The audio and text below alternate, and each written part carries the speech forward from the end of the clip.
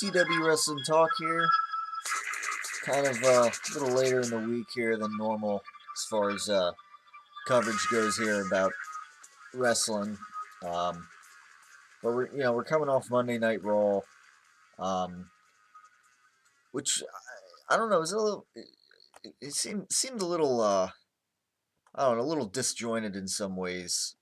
Um, but I mean, I mean, what I got out of this Monday Night Raw, I mean, if you were a Daniel Bryan lover, I mean, I'm sure you were delighted as we saw Daniel Bryan in two pretty big matches. Which I'll kind of get to later. But I want to start with how the show opened. Which it opened with Stephanie McMahon, of all people, and then Vince McMahon also came out, and it was a bit random, how they started off Monday Night Raw. It caught me off guard a little bit. Um, I mean, some argued that like it was as if Stephanie and Vince like kind of turned heel or whatever when they came out, and the focus was that leading into this Monday Night Raw that Triple H was gonna compete against Curtis Axel once again, and Stephanie and Vince were saying no, Triple H. They're saying that he wasn't going to compete. He's not. After the way a few weeks ago he had that whole like concussion issue and collapse and whatever. They don't want him competing, and so that was kind of the focus of that on tonight on Raw.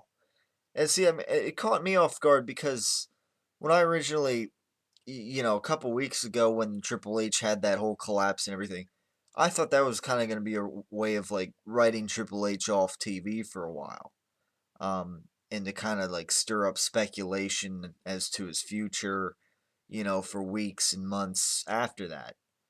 But here we are couple weeks later, and Triple H is, supposedly trying to get back in the ring against Kurt Axel again. Um, and with Vince there and Stephanie, it just caught me off guard. And I'm not, I'm not trying to sound negative or anything. I don't see it as a negative thing. Um, because I'm not sure exactly where they're gonna go with this. Um, it just caught me off guard, and I don't know. It came off a little weird, this whole angle to this past Monday on Raw. Um, now some people speculate that this might lead to a like a power feud, like with Triple H against Vince McMahon. You know demanding that he's not going to wrestle on Raw, and Triple H insists on wrestling. Um, then of course later on Triple H said, all right, I'm just gonna wrestle Kurt Axel next week and everything, and so that's where that's headed, I guess. Next week on Raw, I guess that's what we're gonna see, and I guess we'll see what goes on with this angle. But there's been speculation that um, perhaps this will lead to a kind of like a power feud, a power struggle between Triple H and Vince McMahon.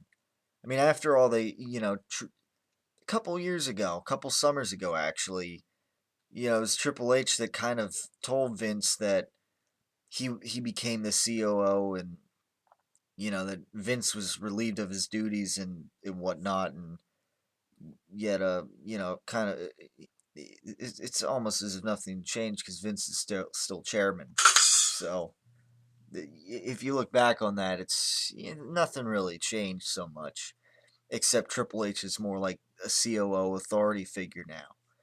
And I guess with him being COO and Triple H being chairman, and this and that, Stephanie is somewhere fitting in there. I mean, it seems like it could be a bit of a family feud in some sense, and I guess we'll wait and see what goes on as we proceed here. But um, that's kind of what I took out of that whole angle.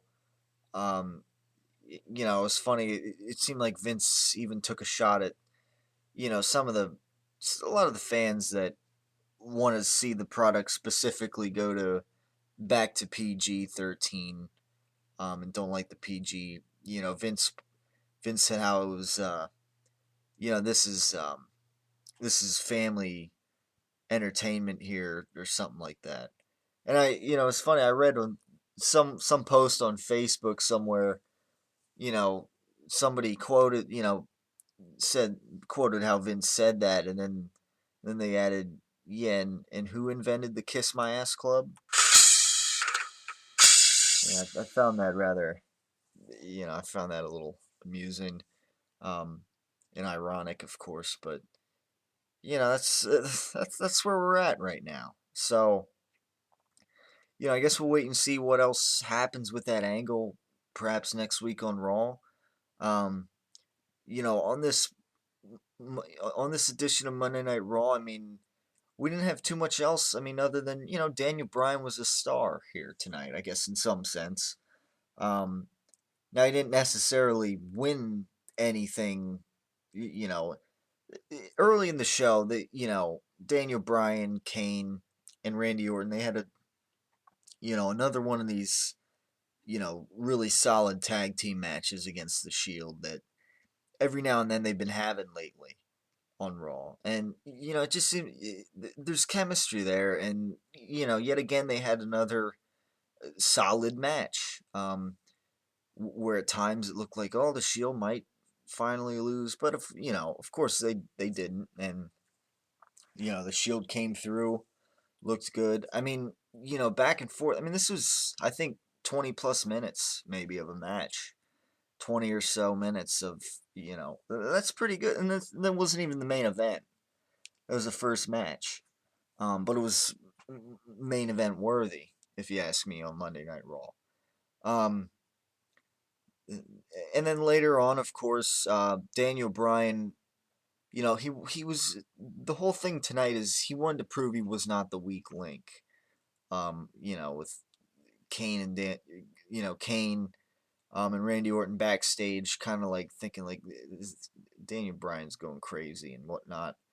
And later on, so he got in the ring with Ryback, and eventually, this was a pretty decent match too. But eventually, Ryback just decided, no, you know what, I'm gonna put him through a table. Um, and of course, last Friday night on SmackDown, Ryback decided to put Kofi Kingston through not one, not two, but three tables. Oh my God! Yes, he put him. He power bombed him through three tables, and tonight he just decided, yeah, you know what, I'm gonna put Daniel Bryan through a table. So, it's in a sense, it's like he's getting ready for, that Three Stages of Hell match, especially the table aspect, if you ask me. Of course, when he came out to the ring, once again he arrived in that ambulance. And I mean, when he comes out, the trend the past few weeks is he comes out in the ambulance or whatever, and it sounds almost it sounds exactly like, um, the opening seconds of any of Scott Steiner's more recent theme songs. I mean, it's just it sounds almost exactly like he's coming out. It's like you're waiting for the holla if you hear me, but that didn't. That's not happening right now or anything. So, but it's just kind of funny how people have been. I've seen memes about that, kind of joking towards that, and people posting like, "Oh, when I heard the sirens tonight on Raw, I thought Scott Steiner was coming out," and that didn't happen. Of course, that hasn't been happening. Maybe WWE's continuing to do that, have Ryback come out in this ambulance, and for that reason, maybe to poke fun at those people. I don't know, but moving forward, decent match with Daniel Bryan. Decided, he didn't care about the result. Get disqualified. Who cares? put Daniel Bryan through a table, good enough for Ryback. And of course, I guess the main event tonight was John Cena against Kurt Axel in a no DQ match. And it's kind of weird how Vince McMahon kind of made it the no DQ match, but it was kind of weird how that didn't mean that there was no countouts in the match, because if you go back to last week, the thing with the match was that John Cena got counted out because he was distracted by Ryback, etc. So John Cena got counted out last week. But they just made it. Vince says, no, let's just make it a no disqualification. You can still get counted out. I would have thought that, Vince would make it no holds barred, no countouts, and if you're going to make it no disqualification, make it no countouts first and foremost, because last week that is what happened to John Cena. He got counted, he apparently got counted out and then got attacked, etc. So that was a bit of a glitch there, if you will, in my opinion. But anyhow, Ryback then in this match, before the match, Cena was standing there in the ring with his belt, ready, enticing Ryback to come in the ring so he could hit him, and then Kurt Axel came out with Paul Heyman, and yeah, and then that match went underway, and eventually, Ryback ended up putting John Cena through a table, so Ryback once again putting the body through the table. Oh my God! Dishing out some pain. Um, this time outside the ring with the table propped up against the one barricade. So, yeah, I mean, Ryback, he's definitely making a habit out of putting guys through tables right now. So, he's definitely getting ready for this 3 stages of hell match, I guess you could say. Now, other than that, I mean, it's kind of a lot of things wrapped into, these few matches tonight. A lot revolved around Daniel Bryan, um, you know, kind of crossing over into these matches with the Shield and Ryback, and then Ryback kind of crossing into the John Cena and Kurt Axel thing, with Kurt Axel with Paul Heyman, the newest client. A lot of things kind of intertwined there. Um, and, the whole dissension thing with Kane, Daniel Bryan not getting along too well, and so I mean, I don't know. There's not a whole lot else to talk about, I guess, but you know, of course, people were waiting for CM Punk to come out, and of course, when they're expecting uh, Chris Jericho to talk to CM Punk tonight. Of course, Paul Heyman came out and no CM Punk. So, uh, but the thoughts of disappointment were running through those fans' minds. But as I've said before, CM Punk deserves every bit of a break right now. Him coming back in fighting at Payback. To me is that's pretty good. I mean, I would have thought he was gonna take off longer, up until SummerSlam. But you know what? It appears that perhaps he'll make his comeback at Payback itself. Maybe not on Raw next week. I would have thought if he was gonna come back um, before Payback, it would have been this past week on Raw after the match was made. But given that he wasn't present, my guess is that he's gonna come back when Payback is live in Chicago, his hometown. So that to me, that's when that works. I think, and it'll be interesting, and maybe that'll be one of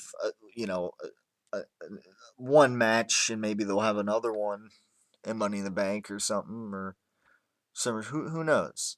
Maybe given the fact that you know, to build up this match, CM Punk perhaps won't even be present um, to be there. So, to have, trade shots on the mic and or whatever with Jericho. Maybe after Payback, maybe they'll have like a rematch, and maybe that's where they'll maybe set that up. Maybe that's where they'll be face to face on Raw more often, maybe leading up to a rematch. So we'll have to wait and see how that goes. We'll just have to wait and see what else goes down on SmackDown this week, and come right back for one last episode of Raw before Payback, and of course SmackDown after that. But TW Wrestling Talk will um, next edition of TW Wrestling Talk should fall after that next episode of Monday Night Raw before Payback. So with that in mind, I want to thank you for tuning in, and I also want to bring to your attention that TW Sports Talk in general, there's going to be a video posted soon that is it's of me. It's actually like an audition of sorts into a contest that 97.5 The Fanatic, that's in the Philadelphia area. That is the sports station that I listen to. Great sports station that they're doing a contest, and obviously I'm kind of auditioning for. I'm entering into it. Um, it's called the Fanatic Dream Job, and the winner of the contest, um, essentially they get a show on the radio station. Now, I mean, it's to start off. And they also win a lease on a Kia Altima or something and whatnot. But to me, they get a show. They get to start off. They get a weekly, once a week, one time slot a week. But I mean, still, that's a pretty darn good deal. And it's definitely. I mean, that's what I'm going to school for to begin with. To get into that business. But certainly to win something like that, that would be amazing. So figure, why not give it a shot? I mean, I listen to them a lot, and I kind of take notes in my head. And part of this, part of this thing is that the video that you post, the audition video, there's some promoting, I guess, that you have to do with it. You send them they get the video link, and they like send you a link that to like a page or something. I forget exactly how it was worded. It's worded something like that, and you have to promote the page or whatever it is, or you have to get you know on Facebook and whatever. So I'm not totally sure how that'll work, but I would definitely encourage that. Um, if there's some promotion, I would definitely appreciate any support on the video, any good feedback, etc. You know, when this video pops up, it'll be obvious. I would think it would be obvious what it's about, and I would definitely appreciate some good feedback on the video itself. As judges are going to be tuning into it, so and there's going to be again, there's probably going to be a page of some sort that they send a link to of me, and then I gotta get some promotion on that page. So I'm gonna look for support. I'll probably talk about it more um, as I find more out. As I send in my audition video and whatnot. So it's more of a TW Sports Talk thing rather than a TW Wrestling Talk thing. But either way, regardless of your purpose of tuning in this channel, either way, I would encourage you to support, whatever this channel puts out. So, um, I requested that of you, and I would appreciate it. And as always, just thank you for tuning in this channel in this edition of TW Wrestling Talk.